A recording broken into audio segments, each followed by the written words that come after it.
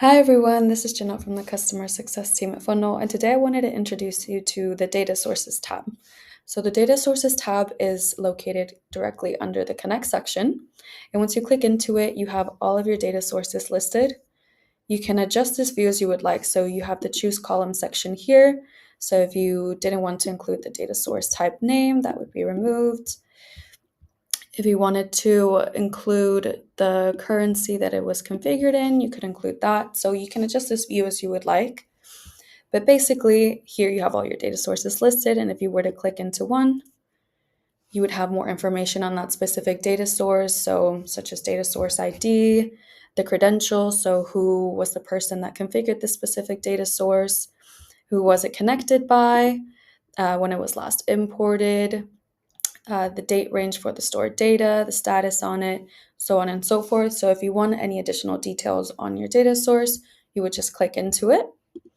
You can also choose to filter out your data sources based on warnings only. So if you had any statuses that were red, so if you, for example, have a red padlock because you have invalid credentials, in this here where it would be the green check, if you had something that mentioned that there was a warning with an error going on with your data source, you could filter that out here and it would only include the data sources that have those specific errors. But if the status is all good, then that wouldn't come up. So there are several actions that you can take with your specific data sources. So you can do them in a lump sum. So you can choose to check off a few, or you can choose to check them all off, or you can do it individually here. But basically, some actions that you can take. The first one being reconnect. So if, for example, you've lost access to that specific data source or those specific data sources, you've lost access to the credentials, we would recommend for you to reconnect your data source.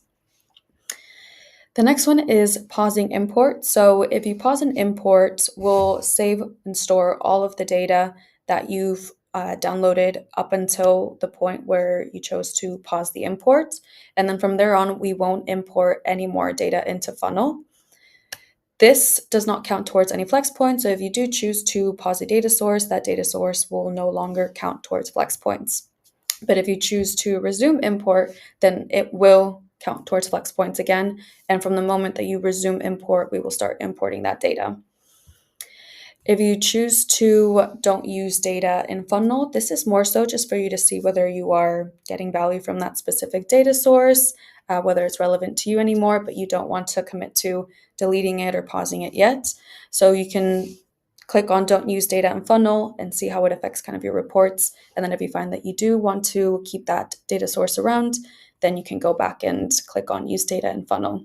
This will keep downloading the data in the background, so we won't show you the data in Funnel itself, but we will keep importing data. So if you do choose don't use data in Funnel, we will keep downloading that data, and it does count towards flex points. And then you also have the delete option. So for the delete option, we would delete all of the data that we've collected up until the point you delete the data source. And then we obviously won't keep downloading any more data moving forward. So we would recommend to utilize this option cautiously. Because once the data is deleted, then it's deleted. You also have the ability to do that over here on the side. So if you wanted to individually edit a data source, you have the ability to rename it. You have the ability to edit a configuration. So this is more so if, for example, you find that there's a field that you would like included in your reports, but you don't have currently included in your data sources. Instead of configuring an entirely new data source, we would recommend for you to edit that configuration if possible, if you have the ability to include that specific metric or dimension. And you can go ahead and include that when you edit the configuration instead of having to add an entirely new data source. Then you have the ability to reconnect, pause, and don't use data in Funnel as well. And then here, the little trash bin here means to remove it. You can also search for specific data sources here to make it easier for you if you have a lot of data sources to sift through. And then you can connect new data sources in the top right here. Here we have all of the connectors that we currently have available included. And then in the bottom, you have a couple more options as well. You can also submit core connector feedback, and if your plan allows it, you can submit custom connector requests down there. And then going back to the data sources, if you have submitted a custom connector request, you can also keep up with it when you click in there. Our developers will keep you updated on the status of those. I want to point out two final things regarding data sources as well. The first one being data source notifications, which you can find in the tab directly below data sources. So we would recommend that you set up data source notifications here. And basically, we'll let you know if any of your data sources have any errors or delayed downloads. You can choose how frequently you would like to be notified. We usually recommend setting it to daily before your workday starts, so you're aware if any data sources have any errors or delayed downloads before you start looking at your reports. And then you can also choose to notify me even if there are no warnings. So this means that we'll notify you every single day if everything's looking good or not. But yeah, if you would only like to receive emails when there is something going wrong, then yeah, you can go ahead and leave that as is.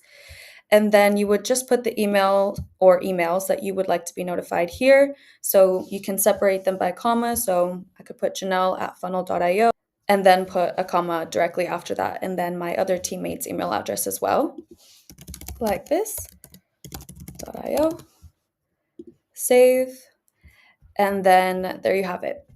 And this way you can get notified first thing if anything goes wrong with your data sources. And then for the second thing that I wanted to point out is when you're setting up your data sources, we would recommend going to our knowledge base. And in our knowledge base, we have an article for every single connector that we have available. And they all start with, what data can I get from? And just like that, let's say for Facebook ads,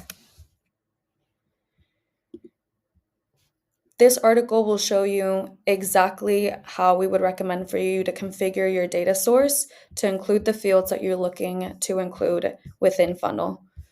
And then with this, feel free to use any of these articles depending on what connector you're configuring a data source for to make sure that you're connecting it at the proper report level that includes the fields that you would like included in there.